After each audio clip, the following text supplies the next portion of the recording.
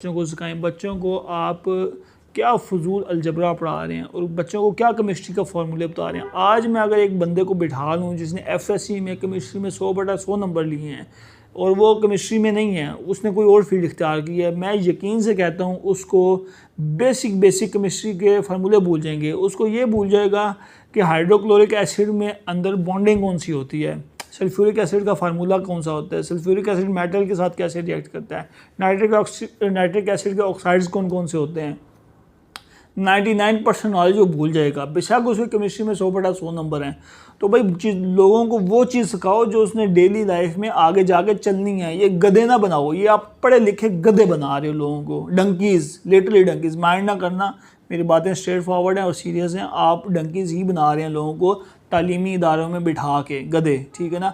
Irrelevant किस्म की chemistry पढ़ा के, इर्रेलेवेंट किस्म की फ़िज़िक्स बना के। अब मुझे क्या लगे, ठीक है ना, मैं मेडिकल फील्ड में हूँ या कोई और बंदा जिसने अपनी एजुकेशन आगे परस्यू नहीं की, उसको क्या लगे कि भाई हाइजेनबर्ग अनसर्टेनिटी प्रिंसिपल क्या है, ठीक है ना, श्रोडिंगर की इक्वेशन क्या है, मोजलेस का लॉ क्या है, ठीक है ना। ये जो मैं बातें कर रहा हूँ ना, मैं अगर किसी अपने MBBS डॉक्टर को, मैंने क्योंकि फ़िज़िक्स पढ़ी है, बड़ी अच्छी पढ़ी है, अभी भी पढ़ रहा होता हूँ, केमिस्ट्री भी मैं पढ़ता हूँ, अभी भी पढ़ता हूँ, शौक़ से पढ़ता हूँ, लेकिन मैं अपने कभी कभी डॉक्टर्स को, बड़े क्वालिफाइड डॉक्टर्स को, टॉपर्स को कभी कभी सामने बिठाता होता था।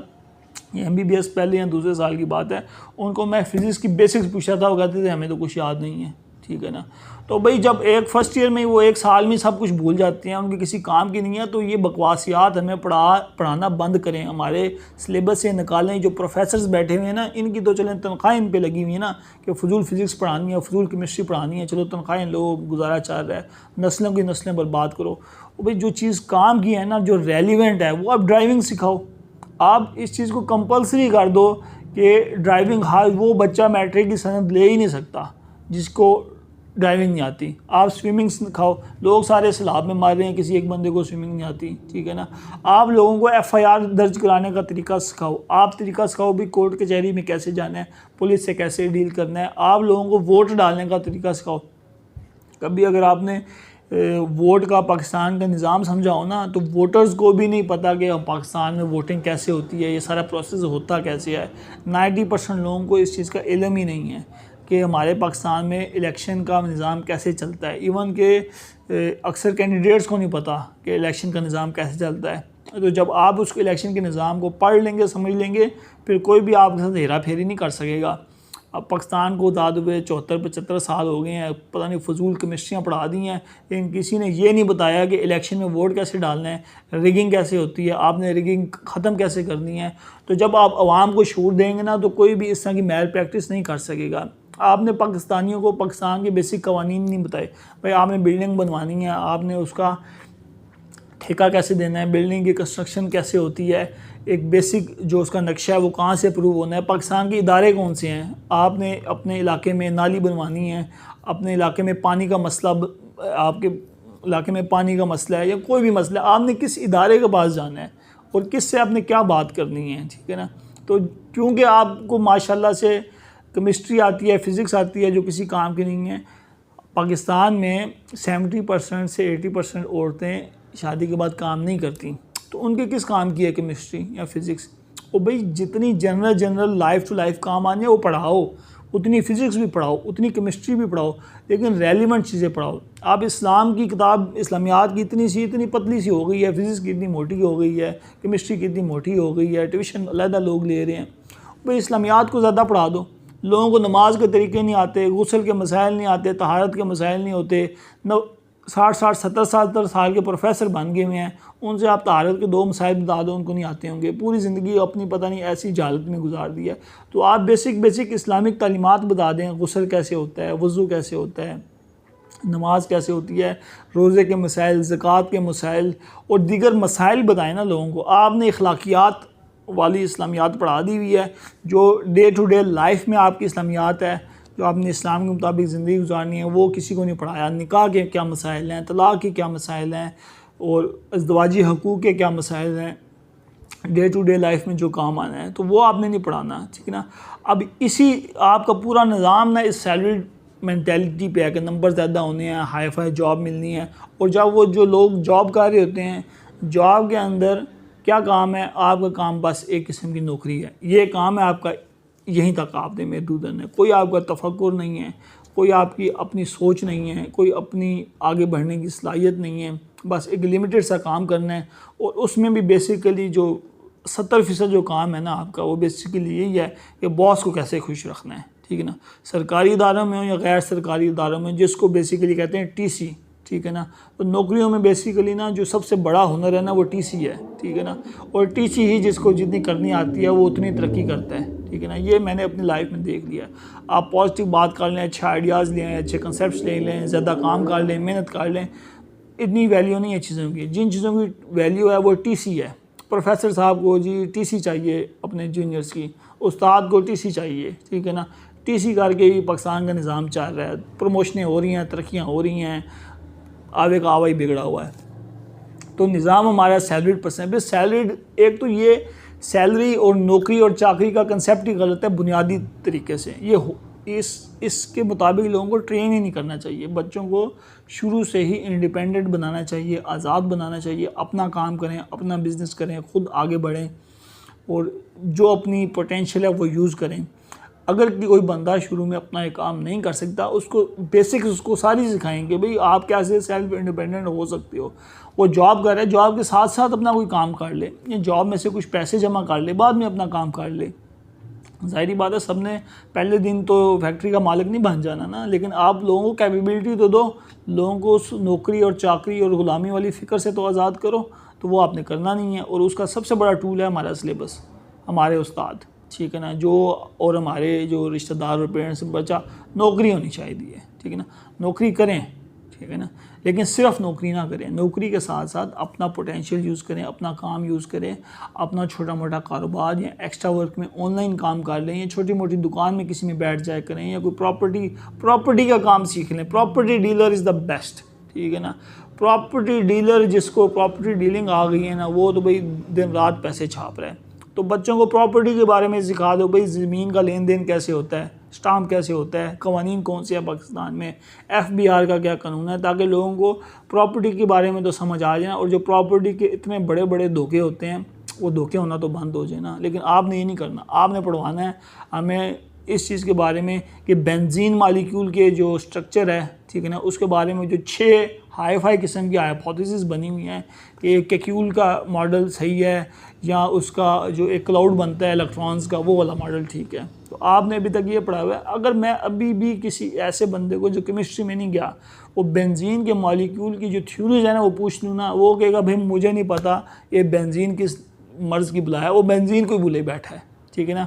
और जो नाइट्रोजन के मॉलिक्यूल के ऊपर जो थ्योरीज है ना, मॉलिक्यूलर थ्योरीज जो आपने पढ़ाई हुई है हमें 4-5 किस्म की, ठीक है ना, कि नाइट्रोजन जो है उसका मॉलिक्यूल क्यों इतना पैरामैग्नेटिक होता है, नॉन मैग्नेटिक होता है, ठीक है ना। इस तरह की आपने जो ओल फोल चीज़ें पढ़ाई हुई हमारे किसी काम की नहीं आई, हमारे किसी काम नहीं है। और ये इल्म नहीं है, ये फजूलियात हैं। और ये उसी तरह फजूलियात हैं जब एक बंदा फजूल में यूट्यूब पे एस्ट्रोनॉमी पढ़ना शुरू हो जाए, ठीक है ना, हद तक कि उसका एस्ट्रोनॉमी से तल्लुक ही कोई नहीं। तो जितना आपने फजूल इल्म देना है, वो फजूलियात तो यूट्यूब से ही बंदा काफ़ी कुछ सीख के अपना ज़हन बाढ़ लेता है। तो ये इल्म नहीं है, आप वो इल्म दें जो रेलिवेंट है।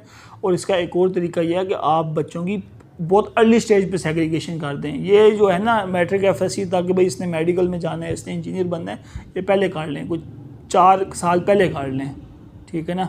4 साल पहले एक बंदे को इंजीनियरिंग में भेज दें, मेडिकल में भेज दें, पैरामेडिकल में भेज दें, फ़ौज में भेज दें, पुलिस में भेज दें, इतना पका के ना भेजें, ठीक है ना। इधर उसकी शादी की उम्र आई होती है और वो भाई साहब जी किताबें पढ़ रहे हैं जी, ठीक है ना। 18 साल बहुत उम्र होती है बंदे की कि बंदा ख़ुद से कमाने के काबिल बन जाए, ठीक है। और हमारे यहाँ जी एटलीस्ट 30 साल तक बंदे को पकाया जाता है कि 30 साल बाद जी हाँ जी अब जवान साहब जो हैं ना नौकरी के काबिल हो गए हैं, हूँ इधर रिश्ता भी लब लो, ठीक है ना। ये हालात हैं हमारे, ठीक है ना। होना ये चाहिए था कि एक बंदा 18 साल की उम्र में वो काम काज जोगा हो जाता, वो अपना रिस्क कमाने जोगा हो जाता, वो अपना कुछ छोटा मोटा काम कर लेता, छोटी मोटी जॉब कर लेता, कोई हुनर आ जाता, उसके पास कुछ ना कुछ कर रहा होता वो, और स्टडीज़ भी साथ साथ कर रहा होता। मैं ये नहीं करता कि स्टडीज़ बंद कर दो, शादी कर लो और काम शुरू कर दो, स्टडीज़ बंद कर लो। दुनिया में हर जगह पे, पाकिस्तान के अलावा, पाकिस्तान में 1 कमाने वाला है, 20 खाने वाले हैं, ठीक है। दुनिया में ऐसे नहीं होता। दुनिया में बच्चों को ठुडा मार के कहते हैं जाओ पुत्र उन बड़े हो गए और ख़ुद ही कमाओ तो खाओ। तो और हमारे इधर जी चारपाइयों पे ला ला के माएँ रोटियां खिला रही हैं बच्चों को, पुत्र खा ले पुत्र खा ले। तो बच्चों ने उसी तरह का फिर नलायक है, पुत्र पढ़ ले पुत्र मेरा पढ़दा पे है, फिर वो पढ़ने जोगा ही रहेगा, काम जोगा नहीं रहेगा। और भाई अपने औलाद को एक्टिव करो, भाई अपनी औलाद को एक्टिव करो, सुस्त ना करो, पढ़ाई होती रहेगी, ठीक है ना। पीएचडी कराओ, पीएचडी से भी ऊपर ऊपर की डिग्रियां कराओ, पढ़ाओ लिखाओ, लेकिन साथ साथ उनको आज़ाद बनाओ, ख़ुद मुख्तार बनाओ, उनको एक्टिव बनाओ, वो किसी काम जोगे हों, अपने जोगे हों, आपके जोगे हों, ख़ुद भी कमाएं, आपको भी कमा के ला के दें, अपना बोझ खुद उठाएं, पढ़ें, अपनी फ़ीसें खुद पे करें, ठीक है। पूरी यूरोप में ये काम हो रहा है, ठीक है ना। जो आप तारीफ़ें करती हैं ना अमेरिका में और इंग्लैंड में, जी वहाँ पे तो ऐसा होता है, लेकिन जब अपने पर अप्लाई करना, नहीं हालात ख़राब ने, मैं अपने पुत्र को तत्ती वहाँ नहीं लान देनी, ठीक है ना, मैं अपनी औलाद वास्ते बहुत कुर्बानी करनी। आपकी कुर्बानी औलाद के लिए पॉजिटिव नहीं है, नेगेटिव है, ये बात सुन लें। आप उनको वो वाला कबूतर बना रहे हैं जिसके पर काट दिए गए हैं, अब वो उड़ने जोगा नहीं है, उड़ने के काबिल नहीं है। इसी तरह आप इनकम्पिटेंट किस्म की नेक्स्ट जनरेशन बना रहे हैं। तो बात हो रही थी इसी तरह, यही सारी साइकोलॉजी है हमारी नौकरी की, चाकरी की, ठीक है ना। जिसके रूट्स हमें घर से मिलते हैं, फिर स्कूल से मिलते हैं, फिर आगे हमारी डिग्रीज़ में एजुकेशन सिस्टम में मिलते हैं। अब जी हमारा जी नौकरी वाला ज़हन बन गया, अब बंदा नौकरी पे आ गया, बॉस की टीसी करनी है और कोई ग्रोथ, कोई इंटेलेक्चुअलिटी करनी नहीं है, 2-3 काम है बस, इधर इधर फॉर्म फिल करने हैं, इसके लिए प्रॉब्लम क्रिएट करना है, उसके लिए प्रॉब्लम क्रिएट करना है, सीधा कोई काम होने नहीं देना। देखिए ग्रोथ बहुत कम है इन चीज़ों में, ठीक है। और अब नौकरी वाले पेशे बंदे को ख़ुद बड़ी मुसीबत होती है, ठीक है ना। अब वो कैसे मुसीबत होती है, जब मैं छोटा था ना तो एक समोसा था 2 रुपये का, ठीक है ना, अब वो समोसा है 70-80 रुपये का, ठीक है ना। अंदाज़ा लगाएं कि महंगाई की जो शरह है वो 35 से 40 गुना, परसेंट नहीं मैं कह रहा, परसेंट नहीं मैं कह रहा, मैं कह रहा हूँ 35 से 40 गुना बढ़ गई है। इट इज़ 3500% से लेके 4000%, 4000% ये महंगाई की शरह है। अब आप कई लोगों के वालिदैन सैलरीड होंगे, आप उनकी उस दौर की, मतलब कि आज से 20-25 साल पहले की उनकी सैलरी निकालें, ठीक है ना। क्या उनकी सैलरी 4000% बढ़ी है या 3500% बढ़ी है, ठीक है ना। हर साल सैलरी में 10% इजाफा होता है गवर्नमेंट एम्प्लॉइज़ की, और वो भी हर साल नहीं होता, ठीक है ना। अब कई ऐसे साल आ गए हैं दरमियान में जब इजाफा नहीं हुआ सैलरीज में, और वो भी मैं आपको मज़े की बात दूँ, वो बेसिक पे होता है, वो ओवरऑल सैलरी पे नहीं होता। बेसिक हमेशा कम होती है, जो सैलरीज बनती है ना, अलाउंसेस, ट्रांसपोर्ट अलाउंस और ये हाउस रेंट अलाउंस और काफ़ी मुख्तलिफ़ किस्म के अलाउंसेस से मिल के बनती है। यानी कि अगर आप इसको स्ट्रेट फिगर में पूछें कि अगर एक बंदे की सैलरी 1 लाख रुपया है तो उसकी बेसिक 30,000 ही होगी, बाकी अलाउंसेस ही होंगे। तो वो जो 10% बढ़नी है ना, वो उसकी बेसिक बढ़नी है, यानी कि 30 से 33,000 हो जाएगी बस, ठीक है।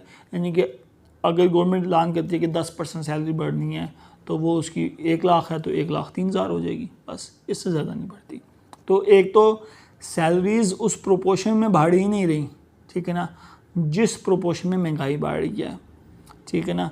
जब तक कि आप कुछ ख़ास इदारों में नहीं हैं कि जिनकी सैलरीज एकदम डबल भी हो जाती है ख़ास हालात में, ठीक है ना। तो अदरवाइज़ अगर आपकी ये इसी तरह सिविलियन इदारों में जैसे है कि 10% ही बढ़ रही है, तो फिर आप महंगाई की चक्की में पिसते ही रहेंगे, आप हैंड टू माउथ ही रहेंगे, ठीक है ना। 1 तारीख को आप बहुत खुश होंगे, ठीक है ना, कि आज सैलरी मिल गई है, और 15 तारीख को आप ये जो है ना ब्लड प्रेशर भी हाई होना शुरू हो जाएगा, परेशानियां भी शुरू हो जाएंगी, टेंशन भी शुरू हो जाएगी, बीवी आपसे लड़ेगी, आप बीवी से लड़ेंगे, घर में एक अजीब सा कोहराम मचा होगा। अगर आप सिर्फ सैलरीड पर्सन हैं, सैलरीड पर्सन होना मैंने पहले कहा बुरी बात नहीं है, लेकिन सिर्फ सैलरीड पर्सन होना इंतहाई बुरी बात है। अगर आप सिर्फ सैलरीड पर्सन है और कोई काम नहीं कर रहे, और कोई पढ़ भी नहीं रहे, कोई लिख भी नहीं रहे, कोई सीख भी नहीं रहे, या होता है ना कि आप अपनी जॉब इन्वायरमेंट में एक आप जॉब कर रहे हैं, वहाँ पे आपके लिए पढ़ने का, लिखने का, सीखने का बहुत ज़्यादा मौका है, तो फिर वही काफ़ी है। वो आपकी ट्रेनिंग लाखों करोड़ों रुपए की है, ठीक है ना। लेकिन अगर वो भी नहीं है, ठीक है ना, तो फिर ऐसी सिर्फ सैलरीड पर्सन रहने का कोई फ़ायदा नहीं है, ठीक है, एक बात। दूसरी बात ये है कि आहिस्ता आहिस्ता गवर्नमेंट ने पेंशन के लॉस ख़त्म कर दिए हैं, ठीक है ना। पेंशन से भी अब नहीं मिल रही, इवन गवर्नमेंट एम्प्लॉयज़ को भी पेंशन अब नहीं मिला करेगी, प्राइवेट तो दूर की बात है, ठीक है ना। पेंशन से भी लोग हाथ धो बैठे हैं, वो जो सिक्योरिटी होना है कि बूढ़े वाले काम आएगी पेंशन, अब वो कंसेप्ट भी ख़त्म हो रहा है, ठीक है ना। और मज़ीद ये बात है, ये जो सैलरीड मेंटालिटी है ना कि नौकरी पढ़ेंगे लिखेंगे डिग्री लेंगे फिर सामने नौकरी मिलेगी, ठीक है ना, तो ये बंदे की ग्रोथ रोक देती है, ठीक है ना, बंदे की आगे बढ़ने की तमन्ना रोक देती है। भाई आप क्यों नौकरी करें, आप नौकर क्यों बने, आप मालिक क्यों नहीं बने, ठीक है ना। आपकी सोच ही होनी चाहिए, लेकिन इसके लिए मेहनत करनी पड़नी है, इसके लिए रिस्क लेने पड़ने, तो लें रिस्क, ठीक है ना। आप ड्राइविंग सीखें, आप स्विमिंग सीखें, आप फाइनेंस सीखें, ठीक है ना।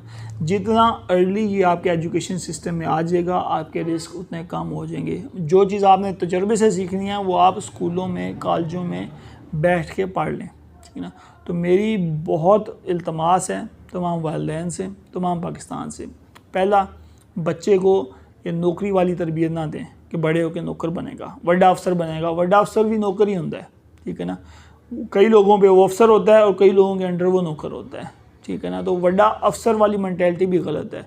और दूसरी बात है, ये जो बड़ा अफसर है ना, ये एक अलहदा से टॉप दर्जे की फजूल मेंटालिटी है कि अगर सारे बड़े अफसर बन जाएंगे, ठीक है ना, हर एक को एक ऑफिस मिल जाएगा, एसी मिल जाएगा, 5-6 बैटमैन मिल जाएंगे, तो काम किसने करना है भाई, ठीक है ना। ये घरों की कंस्ट्रक्शन किसने करनी है, ये प्लम्बरी का काम किसने करना है, वेल्डिंग किसने करनी है, ठीक है ना, ये जितनी भी मैन्युफैक्चरिंग इंडस्ट्री है वो किसने करनी है, ठीक है। तो ये आप जो लोगों को इतना नज़ाकत का माहौल देना चाह रहे हैं कि बड़ा अफसर बनेगा, 3-4 गार्ड होंगे तो मेरा पुत्र बस हाथ ऐसा नहीं कराया करेगा, ठीक है ना।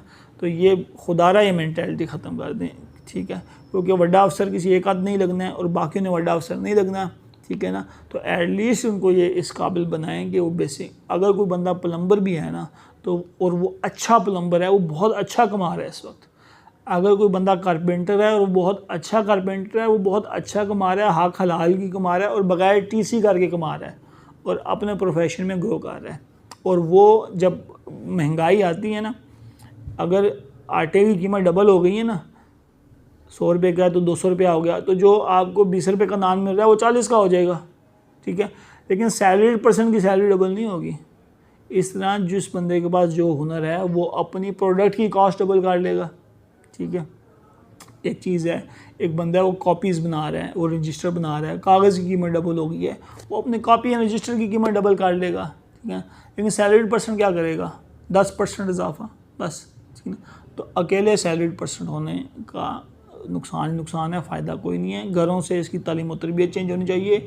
उस्ताज़ा का काम है, उस्ताज़ा का काम है कि बच्चों को कहें कि भाई ये नौकरी शोकरी वाली मेंटालिटी ख़त्म करो, सिर्फ पढ़ा ना करो, सिर्फ ट्यूशन ना जाया करो, हुनर सीखो, किसी दुकान पे बैठो, ठीक है ना, कोई ऑनलाइन काम कर लो, ड्राइविंग तो मस्त सीखो। हर बंदे को मोटरसाइकिल, गाड़ी और LTV का लाइसेंस हर बंदे के पास बहुत अर्ली एज में आ जाना चाहिए। और ये पाकिस्तान के मैं बड़े लोगों का ये 15 साल एज लिमिट रखें, 18 साल ये बहुत ज़्यादा एज लिमिट है ड्राइविंग लाइसेंस के लिए।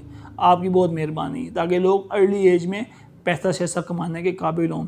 और जहाँ तक आप कहते हैं ना नहीं इसमें रिस्क है तो ये है तो वो है, 10 साल का बच्चा भी बहुत अच्छा मोटरसाइकिल चला लेता है और 15 साल बहुत है एक बंदे को अच्छा मोटरसाइकिल चलाने के लिए, अच्छी गाड़ी चलाने के लिए, अगर उसकी ट्रेनिंग बहुत पहले हो गई है। आप 12 साल की उम्र में ट्रेनिंग शुरू करें, 10 साल की उम्र में वो सीख जाएगा।